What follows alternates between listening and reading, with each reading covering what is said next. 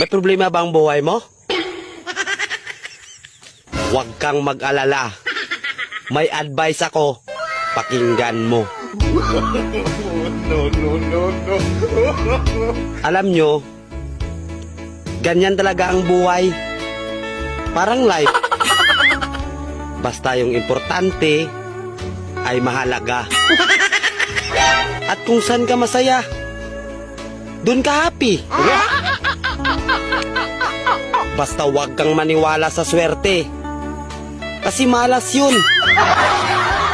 Minsan ay sometimes, kaya matuto tayong tumanggap ng acceptance. Halimbawa, for example, ang baby ay sanggol.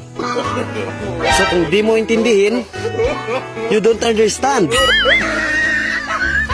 Basta kaibigan, lagi mong tatandaan that wherever you go are there.